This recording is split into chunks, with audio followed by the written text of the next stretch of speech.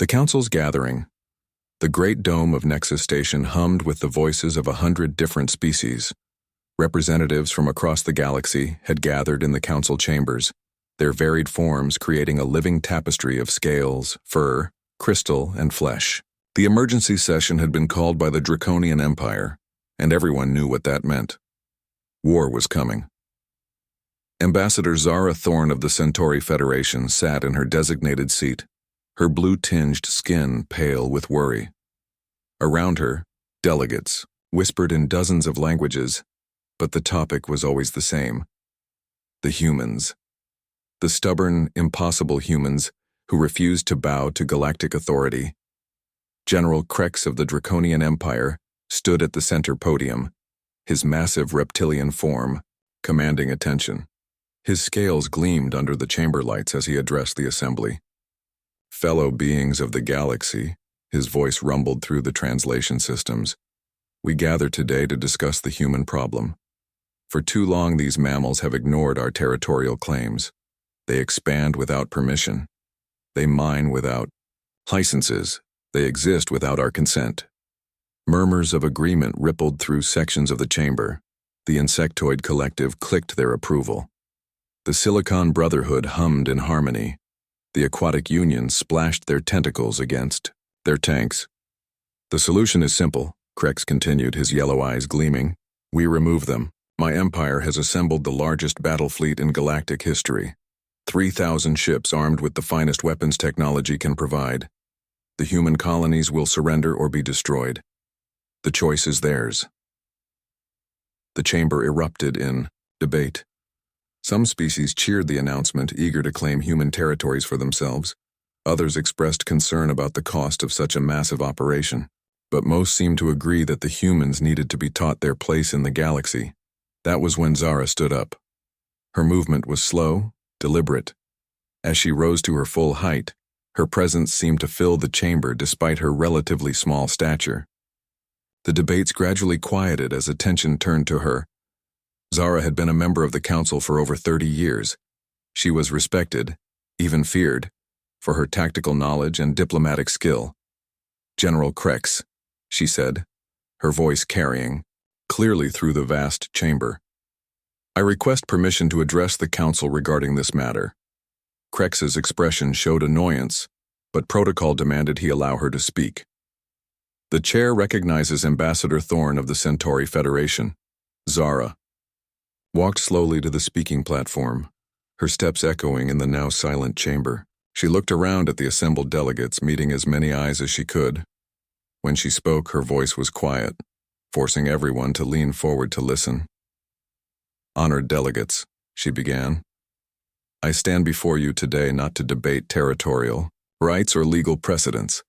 I stand here to give you a warning. Do not attack the humans. Do not engage them in battle. Do not threaten their colonies or their families. She paused, letting the words sink in. Because if you do, you will learn what I learned 15 years ago. You will learn that humans do not fight like us. They do not think like us, and they do not lose like us. The chamber remained silent, waiting. General Krex shifted impatiently. Ambassador Thorne, with respect, the Centauri Federation has always been overly cautious. Your people see threats where none exist. Zara turned to face him directly. General, my people survived the Great Purge 3,000 years ago because we learned to recognize real threats. What I am about to tell you is not caution. It is fact. It is witnessed truth. And it is the last warning you will receive before you make the greatest mistake in galactic history. She turned back to address the full council. 15 years ago, I commanded the exploration vessel Starlight. We were conducting routine surveys in the Omega sector when we detected unauthorized mining activity on asteroid 7749. According to our charts, this asteroid was within disputed territory, claimed by both the Centauri Federation and the Terran Colonial Authority.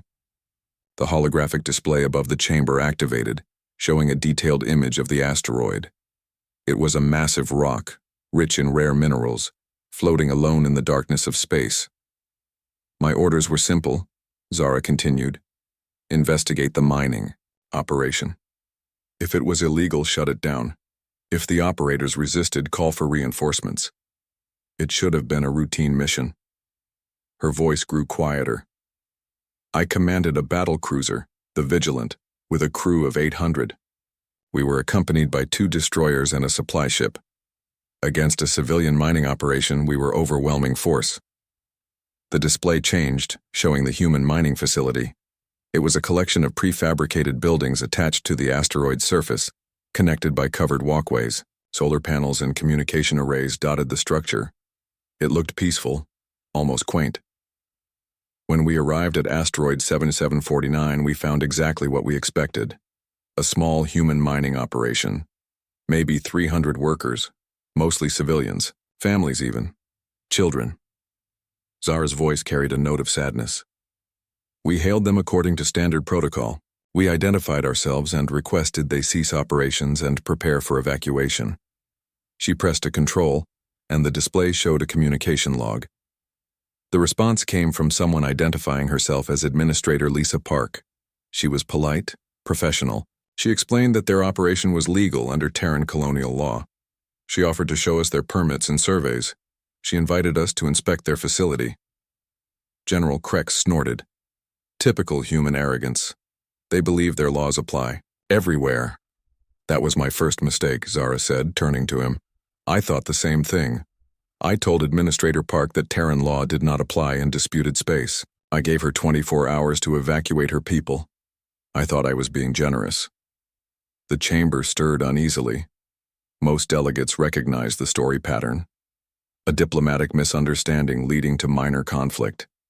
These situations were resolved, all the time with minimal violence. Administrator Park's response was immediate, Zara continued. She said, and I remember her exact words, Ambassador Thorne, we appreciate your position, but we cannot abandon our home. We have families here. We have lives here. We have invested everything we have in this place. We respectfully decline your evacuation order. So you destroyed them, said a delegate from the Crystalline Dominion, her voice chiming like broken glass. Standard procedure for colonial violations. Zara shook her head slowly. No, that was my second mistake. I gave them more time. I thought they would see reason when they realized we were serious.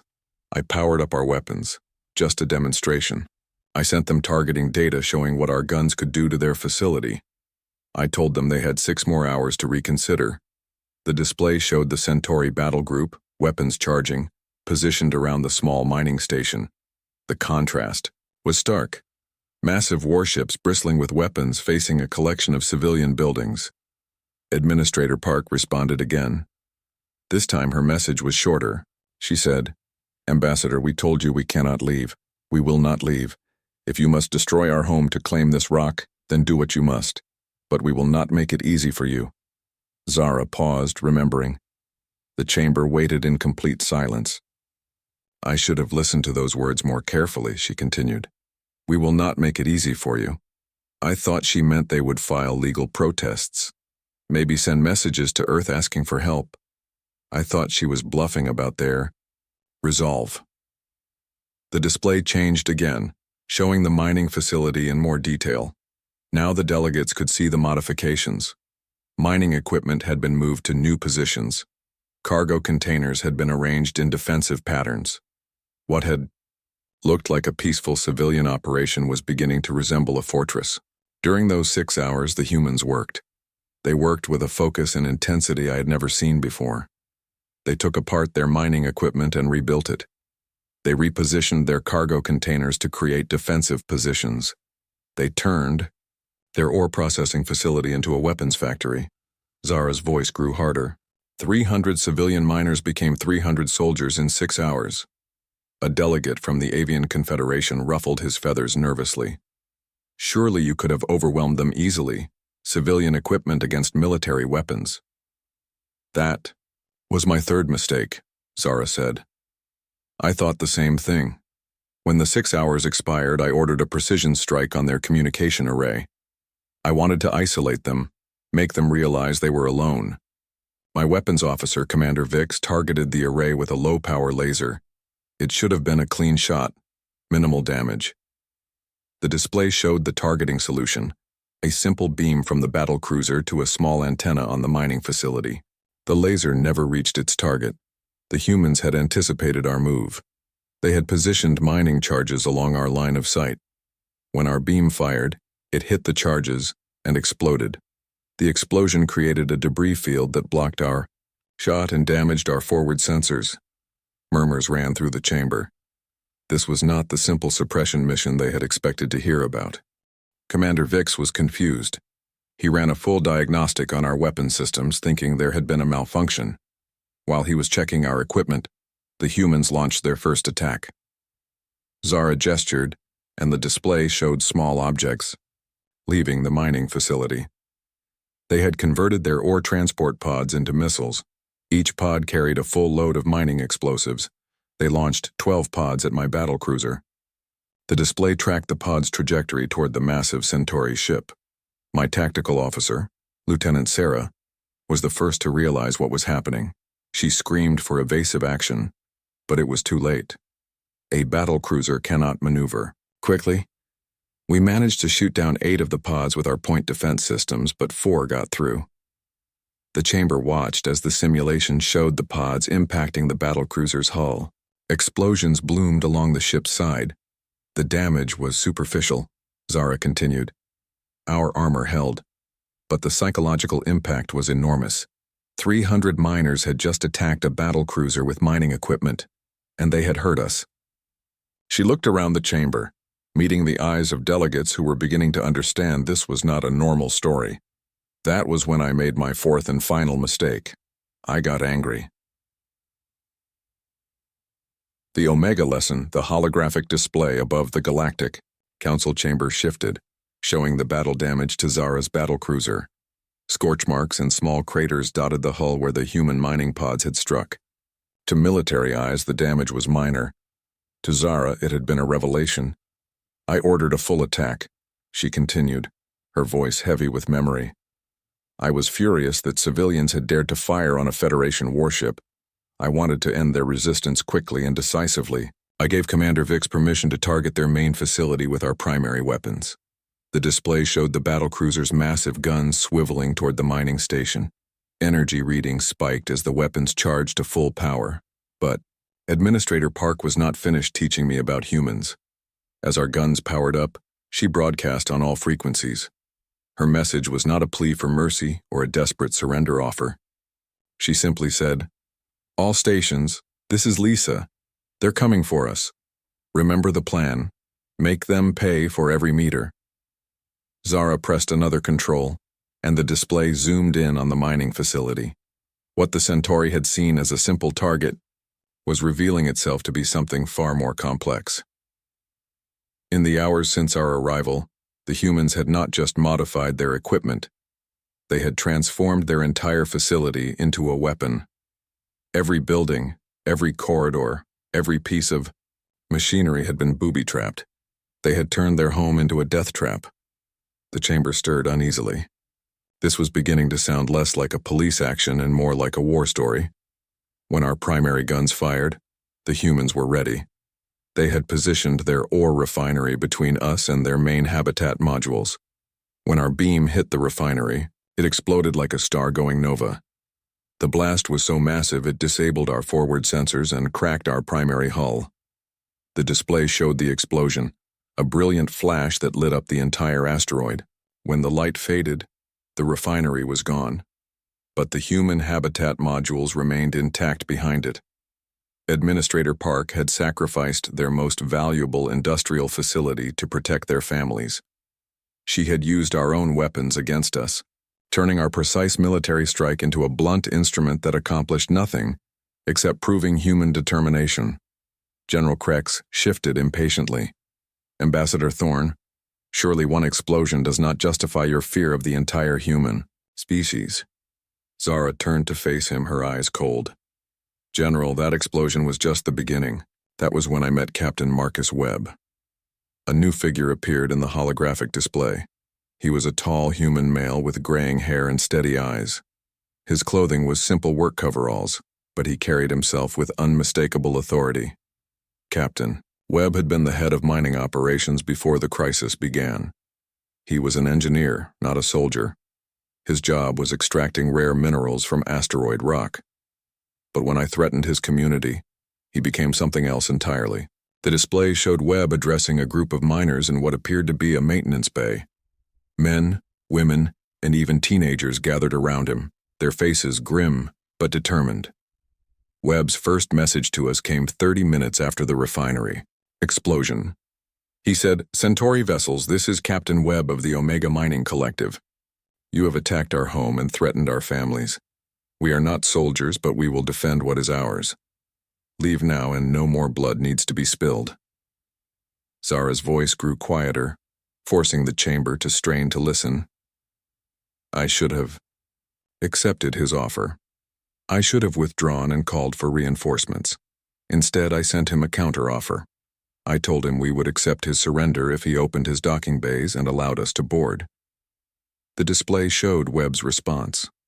The human captain stood alone in what appeared to be a communications room, his image transmitted to the Centauri battle group. Webb looked directly into the camera when he replied. He said, "Ambassador Thorne, we already told you we will not abandon our home. But I want you to understand something. We are not professional warriors. We are miners, engineers, teachers, shopkeepers. We have children who play in these corridors and parents who built this place with their own hands. When you attack us, you are not fighting soldiers. You are fighting for the right to destroy everything we love, and that makes us more dangerous than any army you have ever faced." The chamber was completely silent now. Even the constant background hum of the life support system seemed muted. I gave Webb one final ultimatum. I told him he had 30 minutes to surrender or we would destroy his facility completely. His answer came back in 5 minutes. Zara paused, her hand trembling slightly as she reached for the control panel. He sent us a video tour of their facility. The display changed, showing the interior of the mining station. But this was not the peaceful civilian operation it had appeared to be from outside. Every corridor was barricaded. Every junction was fortified. Improvised weapons were mounted at strategic points throughout the complex. Webb walked through his facility, showing us what they had built in just a few hours. Mining lasers repositioned as defensive turrets, ore processing equipment converted into bomb factories, cargo handling systems turned into missile launchers, and everywhere civilians preparing to fight. The tour continued through the station. In one area, elderly humans were filling containers with mining explosives. In another, teenagers were learning to operate jury-rigged weapon systems. In the station's school, children as young as 8 were being taught emergency procedures. But the most chilling part of the tour came at the end. Webb took us to the station's central habitat, area where families lived, couples, children, grandparents, all the people he was fighting to protect. He spoke directly to the camera as families went about their daily routines behind him. Webb's image filled the display, his voice carrying clearly through the chamber's speakers. "Ambassador Thorne, these are the people you want us to abandon. These are the lives you consider expendable for your territorial claims. Look at them. Remember their faces. Because every one of them has chosen to fight rather than lose their home." Zara's voice cracked slightly.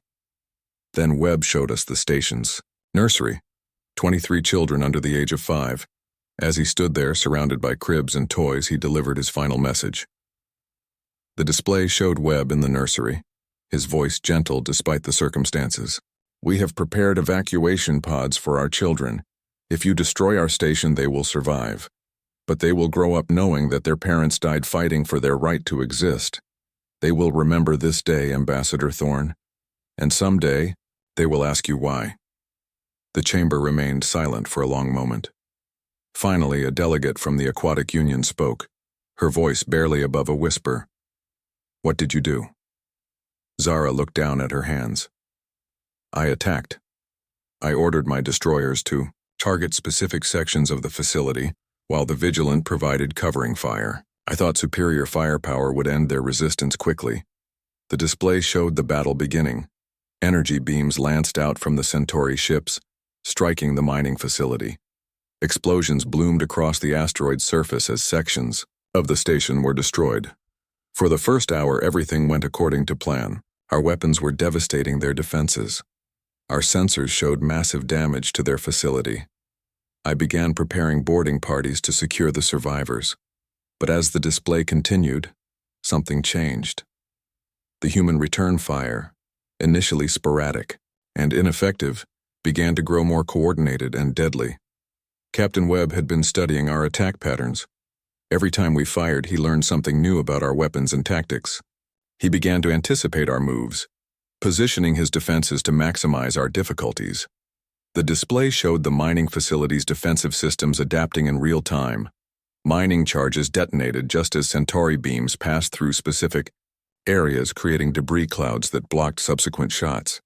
Improvised missiles launched from unexpected angles, forcing the warships to maneuver constantly. After 3 hours of fighting, I realized we were not winning, we were losing. Despite our superior technology and firepower, the humans were gaining ground. They were learning faster than we were adapting. General Krex leaned forward. How is that possible?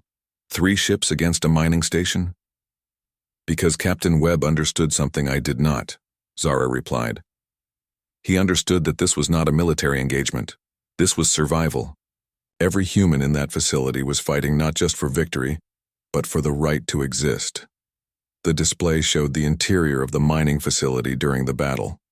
Humans worked frantically to repair damage, tend wounded, and maintain their defenses. But there was no panic, no chaos. Everyone had a job, and everyone did it with grim determination. Webb's people fought like no enemy I had ever encountered. When their weapons were destroyed, they built new ones. When their defenses were breached, they fell back to prepared positions. When their wounded could no longer fight, they took over support roles so healthy fighters could return to the front lines. The chamber watched as the human defenders adapted to each new Centauri tactic. They used their intimate knowledge of the facility to maximum advantage, turning every corridor into a potential ambush site, every room into a potential fortress. On the second day of the siege, Webb sent us another message. He was standing in the ruins of what had been the station's main power plant, smoke and sparks filling the air around him. Half his face was bandaged, and his left arm hung useless at his side, but his voice was as steady as ever. Webb's damaged image appeared in the display. Ambassador Thorne, you have hurt us badly. We have lost friends, family members, parts of our home that can never be replaced. But we are still here. We are still fighting. And we will continue fighting until you leave or until there is nothing left of us to fight. Zara's voice grew hollow. That was when I understood what humans really are. They are not like us. When we face overwhelming odds, we calculate survival probabilities. We consider acceptable losses. We negotiate terms that preserve what we can. Humans do something else entirely. They decide what is worth dying for, and then they become willing to die for it. The display showed the third day of the siege. The mining facility was heavily damaged, with entire sections destroyed or uninhabitable. But the human resistance continued, now operating from deep within the asteroid itself. Webb had prepared for this. His people had carved emergency shelters deep into the asteroid's core. They had stockpiled supplies, medical equipment, and weapons in hidden chambers throughout the rock. Even if we destroyed every surface structure, they could continue fighting from underground. The chamber absorbed this information with growing unease. This was not how civilized conflicts were supposed to proceed. On the morning of the 4th day, I made my final decision. I ordered my ships to withdraw to a safe distance and prepared to crack the asteroid with our heaviest weapons. If the humans would not surrender, I would destroy everything. The display showed the Centauri battle group pulling back, their weapons charging for a final, devastating attack. But Captain Webb had one more lesson to teach me. As my ships prepared to fire, he sent his final message. It was not a plea for mercy or a last-minute surrender offer. It was a gift. Webb appeared in the display one last time. He was standing in what remained of the station's command center, surrounded by his surviving people.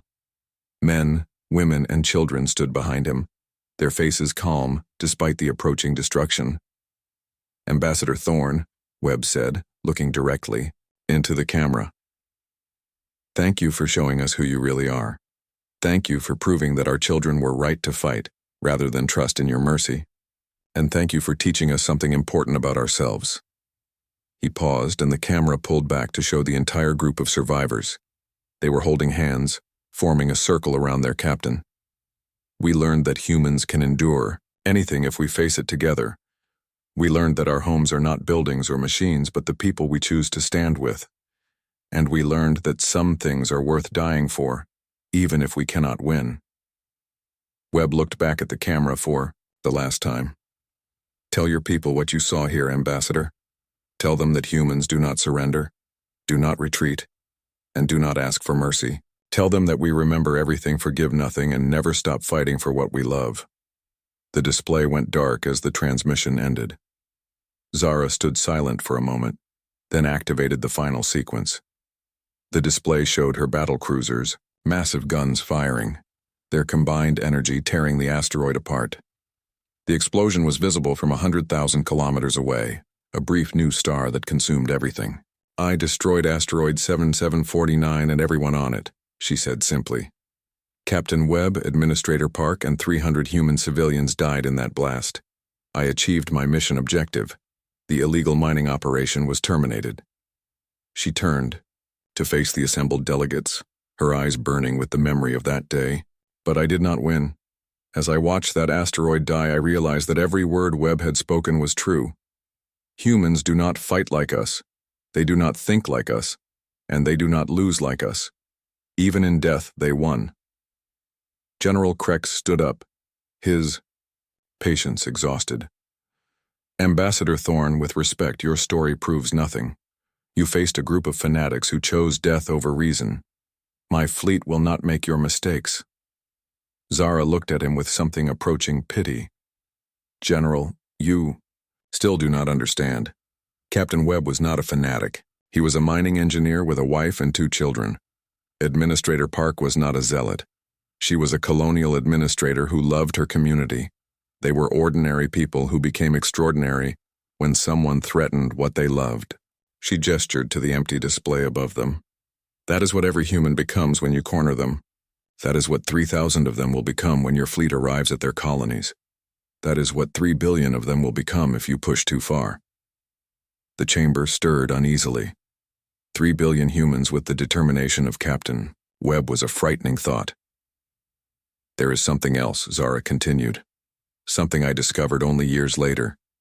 The children in those evacuation pods that Webb prepared, they survived. 23 human children watched their parents die, fighting my fleet. They were rescued by a Terran patrol that found the pods drifting in space." She paused, letting the implications sink in. "Those children are adults now. They serve in the Terran Colonial Navy, the Terran Marine Corps, the Terran Intelligence Service. Every one of them remembers asteroid 7749. Every one of them remembers Captain Webb and Administrator Park. Every one of them is waiting for someone like you to threaten another human colony." General Krex's scales paled slightly, but he maintained his aggressive stance. "The Draconian Empire is not afraid of human sentiment, Ambassador." "You should be," Zara said quietly, "because sentiment is what makes humans dangerous. They do not fight for territory or resources or political advantage. They fight for each other, and that makes them impossible to defeat because you cannot destroy what they are fighting for without destroying them completely." She looked around the chamber one final time. "I have given you my warning, honored delegates. Do not attack the humans. Do not threaten their families. Do not try to drive them from their homes. Because if you do, you will learn what I learned 15 years ago. You will learn that humans do not give you a second chance to make peace." With that, Ambassador Zara Thorne walked slowly back to her seat, leaving the Galactic Council to contemplate her words. In the silence that followed, many delegates found themselves reconsidering their support for General Krex's war fleet. But not all of them. And in the shadows of the Great Chamber, plans for humanity's destruction continued to unfold.